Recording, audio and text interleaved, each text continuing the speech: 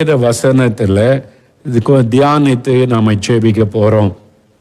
ஒரு நிமிடம் கண்களை மூடி, ஆண்டவரே வேத வசனத்தை எங்களுக்கு சொல்லி கொடுங்க, இந்த வரங்களை குறித்து எங்களுக்கு கற்றுக் கொடுங்க, நாங்க இன்னும் இந்த வரங்களை குறித்து தெளிவா அறிந்து கொள்ளணும் அப்படின்னு ஒரு ஜெபம் பண்ணலாமா, ஜெபிக்கலாமா? அப்படியே கரம் வைத்துங்க, பைபிளை கையில் எடுத்து கொள்ளுங்க. வசனத்திலிருந்து தியானிக்க போகிறோம். தகப்பனே, உம்முடைய வேத வசனத்திற்காய் ஸ்தோத்திரம். இந்த வசனத்தை எழுதி கொடுத்த பரிசுத்த ஆவியானவருக்கு ஸ்தோத்திரம்.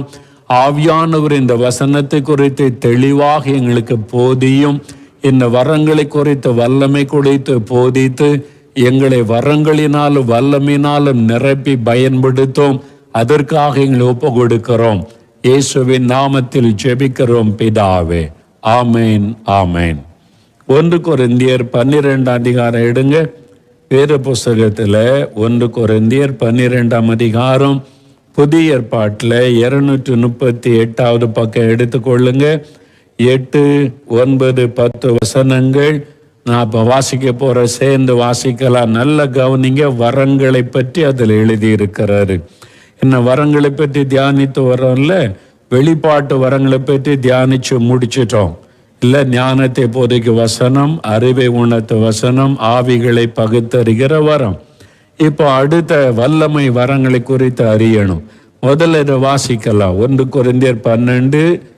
எப்படி எனில், ஒருவனுக்கு ஆவியினாலே ஞானத்தை போதிக்கும் வசனமும், வேறொருவனுக்கு அந்த ஆவியினாலேயே அறிவை உணர்த்தும் வசனமும், வேறொருவனுக்கு அந்த ஆவியினாலேயே விசுவாசமும், வேறு ஒருவனுக்கு அந்த ஆவியினாலே குணமாக்கும் வரங்களும், வேறு ஒருவனுக்கு அற்புதங்களை செய்யும் சக்தியும், வேறு ஒருவனுக்கு தீர்க்க தரிசனம் உரைத்தலும், வேறு ஒருவனுக்கு ஆவிகளை பகுத்தறிதலும், வேறு ஒருவனுக்கு பற்பல பாஷைகளை பேசுதலும், வேறு ஒருவனுக்கு பாஷைகளை வியாக்கியானம் பண்ணுதலும் அளிக்கப்படுகிறது. இவைகளெல்லாம் அந்த ஒரே ஆவியானவர் நடப்பித்து தமது சித்தத்தின்படியே அவனுக்கு பகிர்ந்து கொடுக்கிறார். பரிசுத்த ஆவியானவர் தான் இந்த வரங்களை தர முடியும். நல்லா அறிந்து கொள்ளுங்க. யோவான் ஸ்நானகன் என்ன சொன்னாரு? எனக்கு பின் ஒருவர் வருகிறார், அவருடைய பாதரட்சியின் வாரை அவளுக்கு கூட நான் பாத்திரன் அல்ல, அவர் பரிசுத்த ஆவியினாலும் அக்கினியினாலும் உங்களுக்கு ஞானஸ்நானம் கொடுப்பார். அப்போ பரிசுத்த ஆவியை நமக்கு தருகிறவர் யாரு? இயேசு கிறிஸ்து. நல்லா அறிந்து கொள்ளுங்க. ஊழியர்கள் உங்களை ஆவிக்குள்ளே வழி நடத்தலாம். ஊழியர்கள் உங்களுக்கு செய்தி கொடுத்து பரிசுத்த ஆவியை பெற்றுக்கொள்ள ஜெபிக்கலாம். சில சமயத்துல கை வைத்து அவங்க ஜெபிக்கும் போது ஆவியானவர் உங்களை நிரப்பலாம். ஆனால் ஊழியக்காரனால ஆவியானவரை யாருக்கும் தர முடியாது. இயேசு கிறிஸ்து தான் பரிசுத்த ஆவியானவரை தருகிறவர். பைபிள்ல பார்க்கும்போது நீங்க பவுல் அப்போஸ்தலன் அவர் ரட்சிக்கலத்துல பரிசுத்த ஆவியை பெற்றுக்கொள்ளும்படி அனனியா என்கிற தீர்க்கதரிசியை அனுப்பினார் என்று பார்க்கிறோம். பவுல் எபேசு பட்டணம் போகும்போது அநேகர் கை வைத்து ஜெபித்த போது அங்கே ஆவினால் நிரப்பப்பட்டாங்க. இதெல்லாம் எழுதப்பட்டிருந்தாலும் பவுல் யாருக்கும் அபிஷேகத்தை கொடுக்கல, பேதுரு யாருக்கும் கொடுக்கல. ஆவியானவருடைய அபிஷேகத்தை தருகிறவர் இயேசு கிறிஸ்து. அதற்கு ஊழியர்களை பயன்படுத்த கூடும். ஊழியர்கள் கை வைக்கும் போது ஆவியானவர் நிரப்பக்கூடும். பொதுவா ஜெபிக்கும் போது ஆவியானவர் நிரப்பக்கூடும். ஆனால் பரிசுத்த ஆவியானவர் தருகிறவர் இயேசு கிறிஸ்து. இது ஆழமா பதித்து கொள்ள. எந்த ஊழியக்கான உங்களுக்கு அபிஷேகத்தை தர முடியாது. உங்களுக்கு உதவி செய்யலாம், வழி நடத்தலாமே தவிர வசனத்தின்படி இயேசு கிறிஸ்து தான் பரிசுத்த ஆவி தருகிறவர். அப்போ பரிசுத்த ஆவியினாலே நம்மை நிரப்புகிறவர் இயேசு கிறிஸ்து. மோகன்லாஸை ஜெபிச்ச போது நான் அபிஷேகத்தை பெற்றுக்கொண்டேன், எங்க பாஸ்டர் ஜெபித்த போது அபிஷேகத்தை பெற்றுக்கொண்டேன் அப்படி சொன்னாலும் மோகன்லாசஸ் கொடுக்கல, உங்க பாஸ்டர் கொடுக்கல, ஆண்டவர் இயேசுதான் அந்த அபிஷேகத்தை தந்தார். அதற்கு ஊழியர்களை பயன்படுத்தினார். இதை மனசுல நல்லா பதித்து கொள்ளுங்க. பரிசுத்தாவின் அபிஷேகத்தை தருகிறவர் இயேசு. அப்போ வரங்களை தருகிறவர் யாரு? ஆவியானவர். அதான் சொல்ல ஆவிக்குரிய வரங்கள். அந்த ஒரே ஆவியானவர் தமது சித்தத்தின்படி வரங்களை பகிர்ந்து கொடுக்கிறார். இனி ஒரு காலம் வரும் பாருங்களேன், சிலர் சொல்லுவாங்க, நாங்கள் உங்களுக்கு வரம் தர போகிறோம், உங்களுக்கு என்ன வரம் வேணும் நாங்கள் தருவோம், வாங்க எங்கள் முகாமுக்கு 5000 ரூபா கட்டுங்க, பணம் கட்டுங்க, நாங்கள் என்ன வரம் வேணுமோ நாங்கள் உங்களுக்கு தருவோம். அன்றைக்கி அதுக்கு ஒரு வசனம் வச்சுக்கிடுவாங்க, பவுல் கை வைத்த போது தீமத்துக்கு வரம் கிடைச்சதில்லை, அது மாதிரி நாங்கள் கை வச்சு அவங்களுக்கு வரம் கிடைக்கும், அதுக்கு முகாம் நடத்துகிறோம், 5000 ரூபா கொடுத்து பதிவு பண்ணுங்க, வாங்க வரங்களை தருகிறோம் அப்படின்னு சொல்கிற ஊழியர்களின் எழும்புவாங்க. கடைசி காலத்தில் இந்த மாதிரி ஆட்கள் எழும்ப நல்லா அறிந்து கொள்ளுங்க. வரங்களை உங்களுக்கு தருகிறோம் என்று சொல்லி அதை வச்சு வியாபாரம் பண்ணுகிற சில ஊழியர்கள் எழும்புவாங்க. நம்பாதுங்க. வரங்களை தருகிறவர் ஆவியானவர். நீங்க நல்ல விழிப்பா இருக்கணும். இனி அப்படி நடக்க போது பாருங்க, அப்படிப்பட்ட அறிவிப்பு வரப்போது பாருங்க. வாட்ஸ்அப்பில் வரும், யூடியூப்ல வரும். நீங்க வரங்களை பெற்றுக்கொள்ள நாங்கள் முகாம் நடத்துகிறோம், நாங்கள் கை வச்சா வர வந்துடும், அதுக்கு நாங்கள் இலங்கையில் இந்த ஆள் வர்றாங்க, அமெரிக்காவில் இந்த ஆள் வர்றாங்க, ஆப்பிரிக்காவில் இந்த ஆள் வர்றாங்க, அவர் கை வச்சாலே வரம் கிடைச்சிரும், இதெல்லாம் அனௌன்ஸ்மெண்ட் வரும். நம்பாதங்க, ஓடாதங்க. இது கடைசி காலத்தில் வஞ்சிக்கிற காரியம். பணம் கொடுத்தெல்லாம் நீங்க வரத்தை வாங்க முடியாது. ஒருத்தன் பணம் கொடுத்து வர வாங்க பேதர்கிட்ட போனான். பேதர் சொன்னார், உன் பணம் உன்னோட நாசமாய் போக கடவுது என்பதாய் சாபத்துக்குள் ஆகிட்டான். ஏனென்றால் வரம் பரிசுத்த ஆவியானவர் கொடுப்பது. அறிந்து கொள்ளுங்க. நல்ல நோக்கம் இருக்கணும். இந்த வரம் இருந்தால் எனக்கு இத்தனை வரம் இருக்குன்னு பெருமை பேசலாம். யார் ஒருத்தன் எனக்கு 9 வரம் இருக்கு, அந்த வரம் இந்த வரம் என்கிட்ட இருக்குன்னு பெருமையாக பேசுகிறானோ அவன் வஞ்சிக்கப்பட்ட போனான்னு அர்த்தம். அவன் பிசாசினாலே வஞ்சிக்கப்பட்டு போனவன் என்று அர்த்தம். எந்த காரியமும் அப்படி பைபிளில் பார்க்க முடியாது. வரம் பெற்றிருந்தாலே தாழ்மையாக நடந்து கொண்டாங்க. பவுல் சொன்னார், உங்களில் அதிகமாக நான் பாஷைகளை பேசுகிறேன், அது தேவனுடைய கிருபை, நன்றின்னு சொல்லுகிறார். தாழ்த்தி தான் பேசுகிறாங்க. அதனால பெருமைக்காக வரங்கள் அல்ல, சுயநலத்துக்காக வரங்களை பயன்படுத்தக்கூடாது. எனக்கு சுகமளிக்கிற வர வந்துட்டா, 4 பேருக்கு சுகம் கொடுக்கிற அற்புதம் நடந்தா அவங்கெல்லாம் என்னை புகழுவாங்க, எனக்கு பணம் கொடுப்பாங்கன்னு எண்ணம் மனசுல வந்தாலே நான் வஞ்சிக்கப்பட்டு போயிட்டேன்னு அர்த்தம். அதுக்கு இடம் கொடுக்க கூடாது. அந்த வரத்தினுடைய நோக்கம் என்ன? ஜனங்களுக்கு உதவி செய்யவும், அவர்களை இயேசுவுக்குள்ளே வழி நடத்தவும், அந்த ஆத்துமாக்களை இயேசுவுக்குள்ளே வழி நடத்தி வருகைக்கு ஆயத்தப்படுத்தவும். அதற்கு தான் இந்த வரங்களை ஆவியானவர் தருகிறார். அதனால அபிஷேகத்தை தருகிறவர் இயேசு கிறிஸ்து, வரங்களை தருகிறவர் பரிசுத்த ஆவியானவர். ஆனா மனிதர்களை தேவன் பயன்படுத்தின சம்பவங்கள் சொல்லப்பட்டிருந்தாலும் நீங்க கவனமா இருக்கணும். இயேசு கிறிஸ்து மேலையும் ஆவியானவர் மேலையும் தான் உடைய கண்கள் இருக்க வேண்டும். அதனால ஊழியர்களை உங்க பாஸ்டரை பயன்படுத்துவார். நீங்க அபிஷேகம் பெற உங்க பாஸ்டர் ஆண்டவர் பயன்படுத்துவார். அவங்க ஜெபிக்கும் போது அபிஷேகம் பெறுவீங்க. அவங்க ஜெபிக்கும் போது சுகம் உண்டாகும். அவங்க ஜெபிக்கும் போது விடுதலை கிடைக்கும். அது பைபிள்ல உள்ள ஒரு காரியம். அவங்களே தேவன் கருவியாய் பயன்படுத்துகிறார். அதை மனசில் கொள்ளுங்க.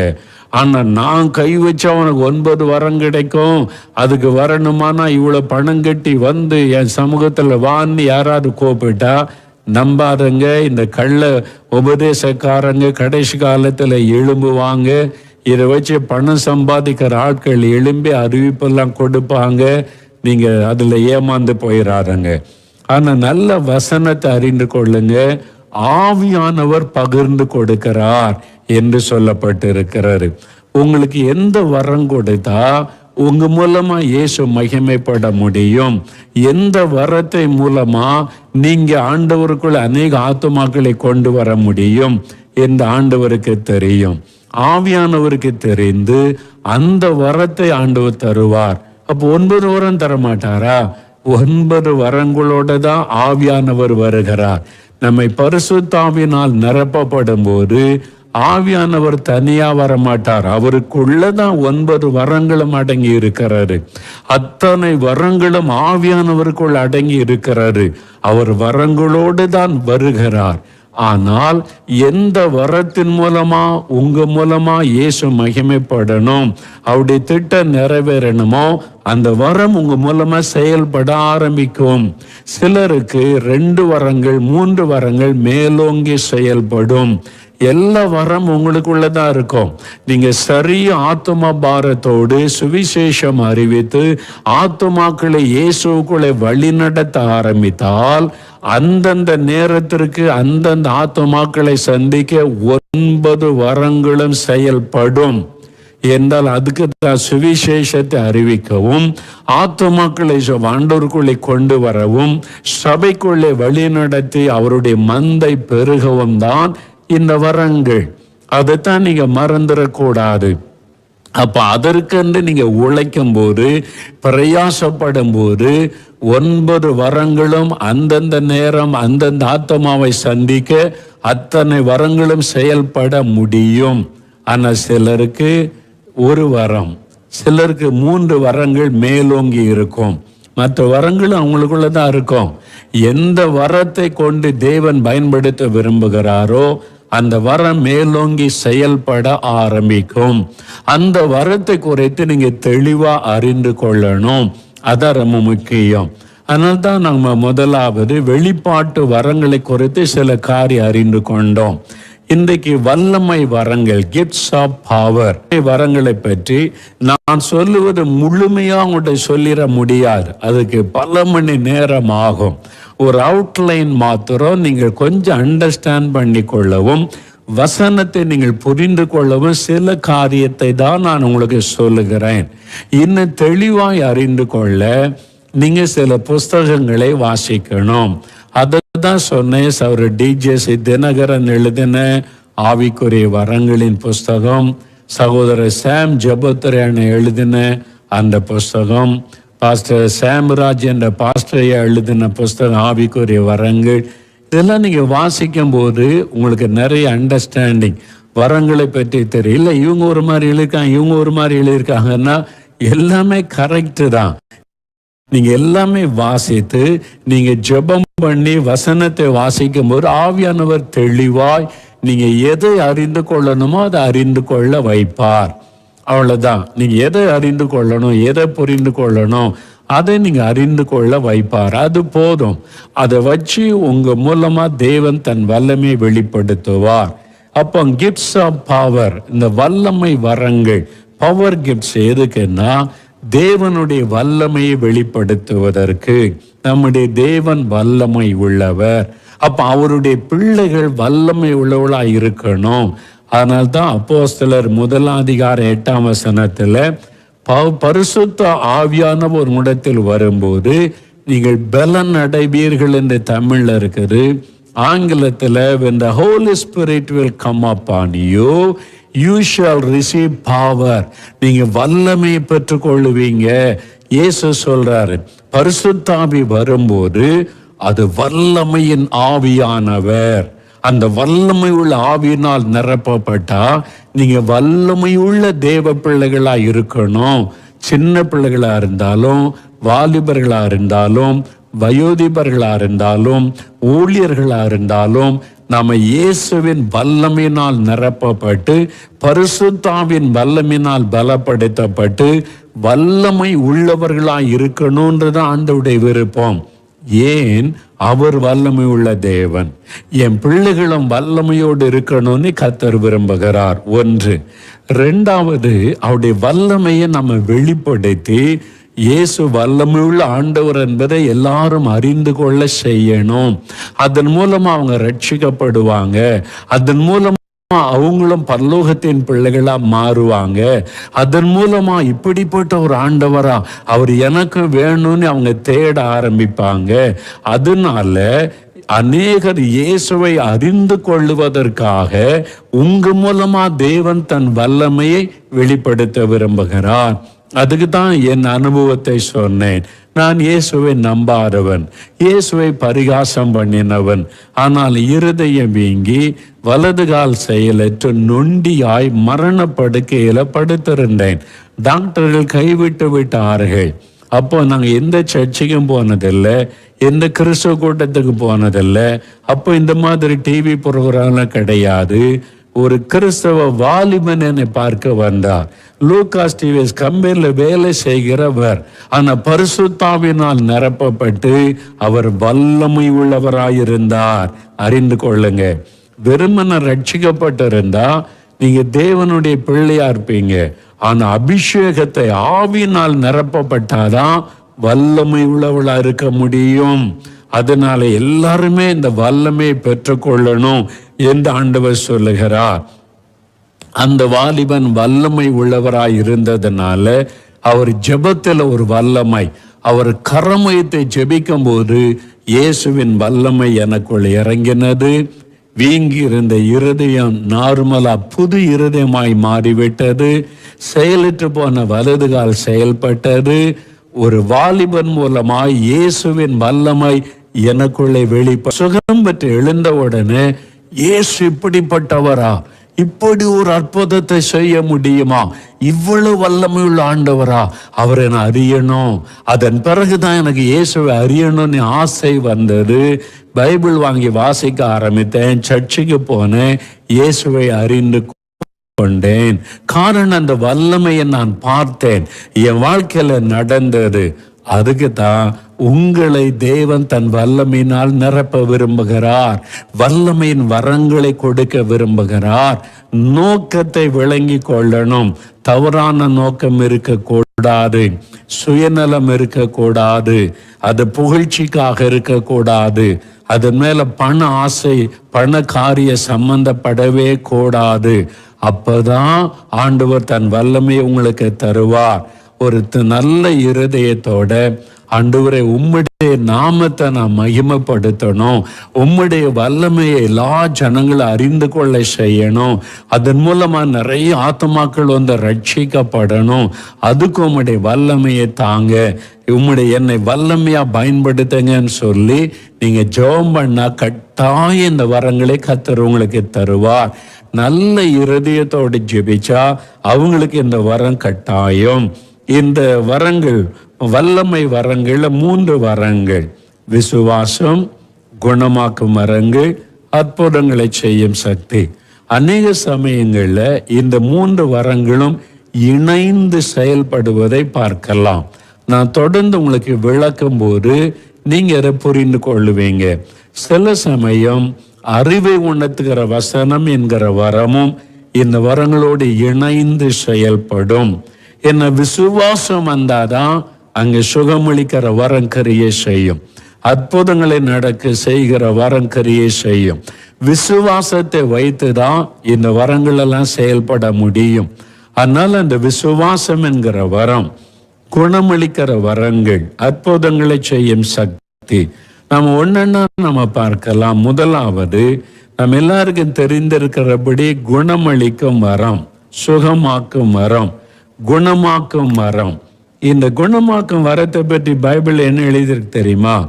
நீங்க ஒரு வாசித்து பாருங்க. 9வது வசனம், குணமாக்கும் வரங்கள் என்று எழுதப்பட்ட கிஃப்ட்ஸ் ஆஃப் ஹீலிங். வரம் என்று சொல்லாதபடி வரங்கள் என்று சொல்லப்படுது. சுகமாக்கும் வரம், குணமளிக்கும் வரம் அப்படிதானே சொல்லப்படணும். குணமளிக்கும் வரங்கள் என்று சொல்லப்படு பன்மையில சொல்லப்பட்டிருக்கிறார். அப்படின்னா என்ன காரியம்? அப்படி அதுல அப்போ அது பன்மையில சொல்லி இருக்கிறாரே ஆவியானவர், அதுக்குள்ள அப்படி என்ன இருக்கிறதுன்னு பார்த்தீங்கன்னா 2 முக்கியமான காரியத்தை நீங்க விளங்கி கொள்ள வேண்டும். அதை மாத்திரம் இன்றைக்கு நீங்க புரிந்து கொண்டீங்கன்னா அதன் பிறகு அடுத்த வாரத்துல தொடர்ந்து நம்ம மற்ற காரியத்தை தியானிக்கலாம். நீங்க பார்த்தீங்கன்னா வியாதி என்பது ஒரு குறிப்பிட்ட வியாதி மாத்திரம் அல்ல, பலவிதமான நோயான வியாதிகள் இருக்கிறாரு. அப்போ பொதுவாக இன்னைக்கு டாக்டர்ஸ் எடுத்துக்கொண்ட என்ன சொல்லுவாங்க, இன்னைக்கு ஸ்பெஷலிஸ்ட் ஹார்ட்ல ப்ராப்ளம்னா ஹார்ட் ஸ்பெஷலிஸ்ட் இருக்கிறாங்க, அவங்கள்ட்ட போங்கம்பாங்க. அப்போ லங்ஸில் ஒரு ப்ராப்ளம்னா அதுக்கு ஒரு ஸ்பெஷலிஸ்ட் இருக்கான், டாக்டர் அவர்கிட்ட போங்க அப்படின்னு சொல்லுவாங்க. கிட்னியில் ப்ராப்ளம் வந்துட்டா அந்த ஆஸ்பத்திரிக்கு போங்க, அவரு தான் ஸ்பெஷலிஸ்ட்டு. கண்ணில் பிரச்சனை வந்துட்டா ஐ ஸ்பெஷலிஸ்ட் இருக்காங்க, அவங்ககிட்ட போங்க. பல்லுக்கு பல் டாக்டர் இருக்கிறாரு, அவர்கிட்ட போங்க. ஒவ்வொன்றுக்கும் ஒவ்வொரு ஸ்பெஷலிஸ்ட் வந்துட்டாங்க. நம்முடைய சரீரத்தில் எத்தனை உறுப்பு இருக்குது இன்னைக்கு, ஒவ்வொன்றுக்கும் ஸ்பெஷலிஸ்ட். குழந்தைகள் பெண்களை கவனிக்க அதுக்கு ஸ்பெஷலிஸ்ட்டு மாதிரி பலதரப்பட்ட நோய், பலதரப்பட்ட பிரச்சனை, அதனால பலதரப்பட்ட டாக்டர்ஸ் இருக்கிறாங்க. ஆனா நம்முடைய சரீரத்தில் உண்டாகிற அத்தனை வியாதியை குணமாக்க ஒரு டாக்டர் உண்டு, இயேசு கிறிஸ்து. அப்போ எல்லா விதமான நோய்களையும் குணமாக்குகிற வல்லமை அவருக்கு உண்டு. அதான் எல்லா நோய்களையும் குணமாக்குகிற வரங்கள், எல்லாத்திலும் ஸ்பெஷலிஸ்டுங்க அவரு. அதான் டாக்டர்களுக்கெல்லாம் டாக்டர். இவங்க ஒரு காரியத்தில் ஸ்பெஷலிஸ்ட், ஏசு எல்லாத்திலும் ஸ்பெஷலிஸ்ட். எல்லா வரமும் அவருக்குள்ள இருக்குது, சுகமளிக்கிறதுல எல்லா வரமும் அவருக்குள்ள இருக்குதுங்க, அந்த ஆவியானவருக்குள்ள இருக்குதுங்க. அதான் அவருக்கு அர்த்தம்.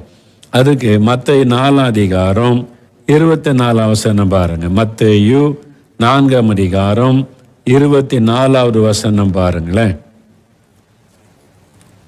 பைபிளை திருப்பங்க. மத்தேயு 4:24.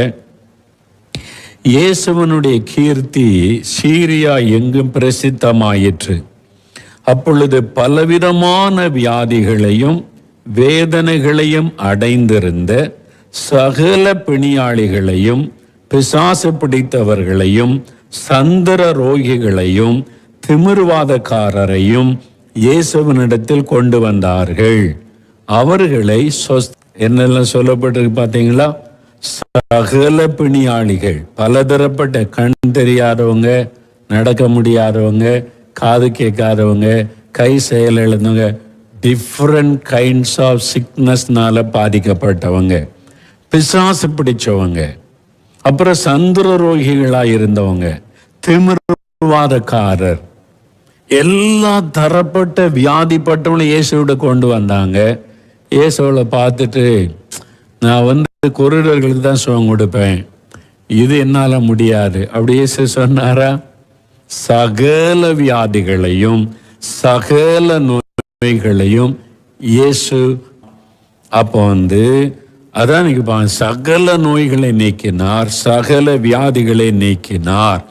அப்போ எல்லா வியாதிகளையும் குணமாக்குகிற வல்லமை பரிசுத்த ஆவியானவருக்குள்ள இருக்கிறதான் வரங்கள் என்று சொல்லப்படுகிறாரு. அதனால தான் நீங்க பாருங்களேன், பைபிள்ல இப்போ மார்க் 1:40-41 வாசித்தீங்கன்னா, ஒரு குஷ்டரோகி, இயேசுவின் நாட்களில் குஷ்டரோக வியாதி தீட்டான வியாதியாய் கருதப்பட்டார். அந்த நோயினால தாக்கப்பட்டவங்கள ஊருக்குள்ளே அனுமதிக்க மாட்டாங்க. ஊருக்கு வெளியில மலை குகைகளில் காடுகளில் கூட்டம் கூட்டமாக வசிப்பாங்க. அவங்க ஊருக்குள்ள வரக்கூடாது, அது தீட்டான வியாதி என்று கருதப்பட்டது அந்த நாட்களில். அதனால சொந்த குடும்பத்தாரை ஏற்றுக்கொள்ள மாட்டாங்க, பக்கத்தில் போக மாட்டாங்க. அவங்களுக்கு அரசாங்கம் உணவுகளை கொடுக்கும், தூரத்தில் கொண்டு வச்சிருவாங்க, எடுத்துக்கொள்ளணும். அதனால தான் இந்த மனிதன் பாருங்க, இயேசு ஒரு மலையிலிருந்து இறங்கி வரும்போது அவன் ஓடி கூப்பிடுகிறான், இயேசுவே தாவீதின் குமாரனே, உமக்கு சித்தமானால் என்னை சுத்தமாக்குமால் ஆகும், என்னை சுத்தமாக்குமால் ஆகும், உமக்கு சித்தமானால். ஏன்னா நான் தீட்டான வியாதி உள்ளவன். எல்லாரும் ஓடி ஒதுங்கி இருப்பாங்க, ஐயோ குஷ்டரோகி குஷ்டரோகின்னு. ஆனால் இயேசு பாருங்க, அவன் பக்கத்தில் போய், அவனை தூரத்துலன்னு பேசலை, நீ சுகமாகன்னு, பக்கத்தில் போய் அவனை தொடுகிறார். அவன் அப்படியே ஒட்டிங்கி போயிரு, என்னை தொடாருங்க, நான் தீட்டான வியாதி உள்ளவன். ஏசு என்ன சொல்லியிருப்பார்? You are my son, I am your father. நான் உன்னை தீட்டானவனை கருதலை, நான் உன்னை தொட்டு குணமாக்கிறேன். இயேசு தொட்டு பக்கத்தில் தொட்டு, எனக்கு சித்தம் உண்டு, I will be thou clean, சுகமாக்கினார். அப்படி குஷ்டரோகின்னா கைகளெல்லாம் அப்படியே அரிக்கப்பட்டு மொட்டை மொட்டையாக இருக்கும், விரல்லாம் மொட்டையாக இருக்கும், கால் விரல் மொட்டையாக இருக்கும், காது இருக்காது, மூக்கு இருக்காது, அந்த வியாதி அரிச்சிரும். அப்போ அந்த உறுப்பெல்லாம் பாதி பாதியாக தான் இருக்கும். இப்போ இயேசு தொட்ட உடனே விரல் நார்மலாக மாறிட்டு, கிரியேட்டிவ் மிராக்கிள், அதாவது உருவாக்குகிற அற்புதம். விரல்லாம் புதுசாக வந்துட்டு அப்படியே வந்துட்டு முழுசாக இருக்குதே, காது முழுசாக ஆயிட்டு, கால் விரல்லாம் முழுசாக மாறிட்டு, கிரியேட்டிவ் மிராக்கிள், உருவாக்குகிற அற்புதம் இயேசு செய்தார். பாருங்க, எவ்வளோ ஆச்சரியம் இல்லை? இதுதான் கிரியேட்டிவ் மிராக்கிள். அந்த மொட்டையாக இருந்த விரல் வளர்ந்துட்டு, மொட்டையாக இருந்த விரல் வளர்ந்துட்டு, அந்த அரிச்சு போயிருந்த காது பூரணமான காதாய் மாறிட்டு, காலில் மாறிட்டு. இட்ஸ் எ கிரேட் மிராக்கிள் இல்லை? இயேசு செய்த அற்புதம். குஷ்டரோகியை தொட்டார், சுகமாயிட்டான். சிலர் தெய்வத்தை தொட்டா தெய்வம் தீட்டாயிருன்றாங்க. ஆனால் இயேசு தொட்டா தீட்டானவங்கெல்லாம் நல்லவங்களா மாறிடுவாங்க, வியாதியில். அதான் பைபிள் சொல்லுது, இயேசு தொட்டார், சுகம் உண்டாக்கி விட்டார். தீட்டான வியாதின்னு 12 வருஷம் பெரும்பாடு உள்ள ஸ்திரீ நினைத்தாள். இயேசு தொட்ட உடனே இயேசு தீட்டாகல, தீட்டான அவ சுகமாயிட்டா. அப்படிதான் பைபிள் எழுதியிருக்கிறார். அப்போ இதான் அற்புதம், ஆண்டவருடைய ஒரு அற்புதம். பாருங்க, குஷ்டரோக வியாதி அவனை விட்டு நீங்கிட்டு, இன்றைக்கும் ஆண்டவர் குஷ்டரோகி வியாதி கொண்டவங்களுக்கு அற்புதமான சுகம் கொடுப்பதை என் ஊழியத்தில் நான் பார்த்துருக்கிறேன். டெல்லியில் ஒரு வாலிப மகள், இது ஒரு விதமான தொழுநோய், குஷ்டரோக வியாதின்னு சொல்லிட்டாங்க டாக்டர்ஸ். பாதிக்கப்பட்ட மகள் இயேசு தொட்டு பூரண சுகம், விரலெல்லாம் புதுசாக மாறிவிட்டார். அவள் ஏற்கனவே நம்முடைய டிவி நிகழ்ச்சியில் அந்த மகள் சாட்சி சொல்லி இருக்கிறாள். இன்னைக்கு ஊழியக்காரியாக இருக்கிறாள், ஊழியம் செய்து கொண்டு இருக்கிறாள். ஒரு வாலிப மகள் டெல்லி ஊழியத்துக்கு போயிருந்த போது ஆண்டவர் செய்த அற்புதம் இப்பவும் ஆண்டவர் செய்கிறார். நான் அதை சுகமளிக்கிற அந்த வரம், அந்த வல்லமை செயல்படும் போது அந்த உறுப்புகள் கிரியேட்டிவ் மிராக்கிள், அது மாதிரி இல்லாத அந்த மொட்டையாக இருந்த விரல் வளர்ந்துடும். ஆண்டவர் குஷ்டரோகிக்கு அதை செய்தார். மார்க் 7:32 வாசிக்கும் போது, கொன்னை வாயுடைய ஒரு செவிடன், வாய் பேச முடியாத கொன்னும், செவிடு காதும் கேட்காது, இயேசு அவனை குணமாக்குகிறார்.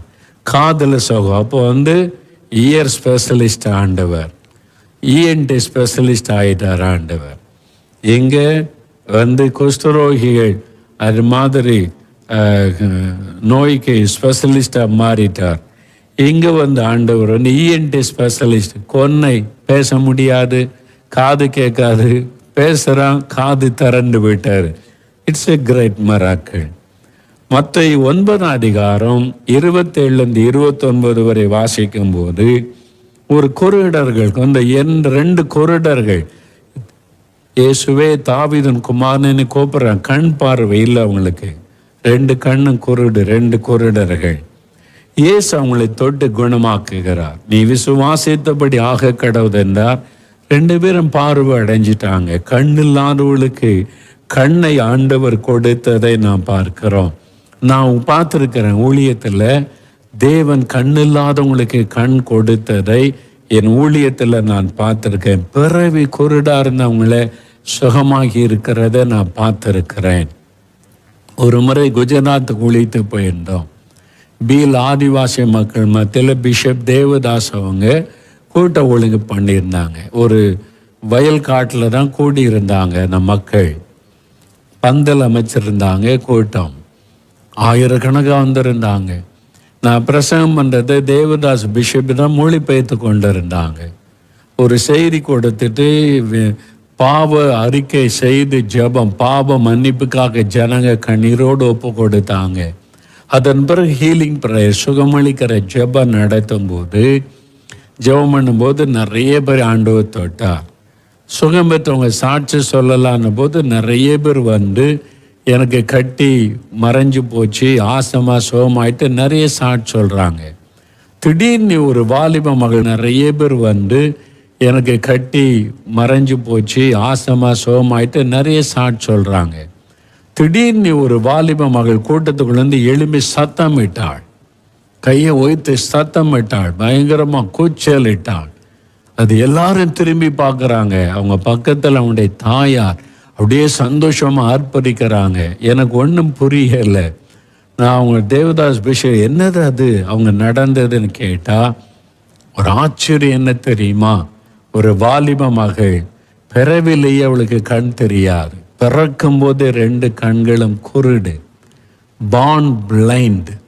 டாக்டர் சொல்லிட்டாங்க பார்ன் பிளைண்ட் எல்லாம் சுகமாக்க முடியாது. அதனால அந்த தாயார் தான் கைப்பிடிச்சு எங்கேயும் கூட்டிட்டு போவாங்க. இந்த கூட்டத்தை குறித்து கேள்விப்பட்டு எங்கோ தூரத்துல கிராமத்திலிருந்து தன் மகளை கைப்பிடிச்சு அந்த தாய் அழைச்சிட்டு வந்து கூட்டத்துக்குள்ள உட்கார்ந்துருந்தாங்க.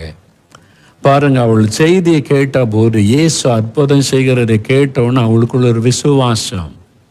வியாதி உள்ள இடத்துல கை வைத்து ஜெபிங்கன்னு சொன்ன உடனே தன் கைகளை 2 கண்களை வைத்து அவளும் ஜெபம் பண்ணினாள்.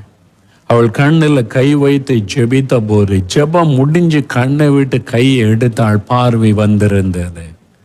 அப்படியே நான் பார்த்தேன், அந்த மலர்ந்த முகத்தோடு அப்படியே ஆச்சரியமா பார்க்கிறா. தன் தாயை முதல் பார்க்கிறாள். எப்படி இருக்கும் பாருங்க, முதல் உலகத்தை பார்ப்பது. அப்படியே திரும்பி திரும்பி பார்க்கற அவருடைய மலர்ந்த முகம் இப்பவுமே என் கண்ணுக்குள்ள இருக்குது. எவ்வளோ பெரிய சந்தோஷம். நான் அவளை தொடலை. அப்படி ஒரு வியாதிசர் வந்திருப்பது எனக்கு தெரியாது. நான் கை வைத்து ஜெபிக்கலை. கூட்டத்தை அந்த மகளே ஜெபம் பண்ணினாள். இயேசு அற்புதம் செய்தார் பாருங்க. சுகமளிக்கிற வல்லமை அவருடைய கண்ணில் இறங்கினது. புது கண்கள் உருவாயிற்று. அவருடைய கண் திறக்கப்பட்டது. ஆண்டவர் புது கண்களை கொடுத்தார். பிறவி குருட்டை குணமாக்கினார். இந்த மாதிரி நான் பல இடத்துல இந்த அற்புதத்தை 4-5 பிறவி குருடாயிருந்தவங்க குணமானதை நான் பார்த்தேன். இன்றைக்கு அற்புதம் செய்க இயேசு தான். நான் அவங்க மேல கை வச்சதில்லை, அவங்களுக்கு ஜெபிச்சதில்லை. இயேசு தொட்டு குணமானவங்க, சுகமளிக்கிற அந்த வல்லமை இறங்கும் போது அப்போ பாருங்களேன், விதவிதமான அற்புதம் பாருங்க. குஷ்டரோகத்தை ஆண்டு சுகமாக்குறாரு, செவிடனை குணமாக்குறாரு, குருடருக்கு பார்வை கொடுக்கிறாரு. இன்னும் மார்க் 5:25 பெரும்பாடு உள்ள சிலருக்கு சுகம் கொடுக்கிறாரு. மத்தேயு 9 திமிர்வாதக்காரனு சுகம் கொடுக்கிறாரு. மார்க் 3 சூம்பி போன கையுடையவனுக்கு புது கையா மாறிடுது. அப்ப விதவிதமான அற்புதங்கள் பார்த்தீங்களா? அதான் சுகமளிக்கிற வரங்கள். எந்த காரியத்தை ஆண்டவர் செய்ய முடியும், இந்த ஒன்று தான் இல்லை. அப்போ உங்களுக்கு அந்த வரத்தை கொடுத்துட்டா எந்த வியாதியா இருந்தாலும் நீங்க ஜெபிக்கும் போது அற்புதம் நடக்கும்.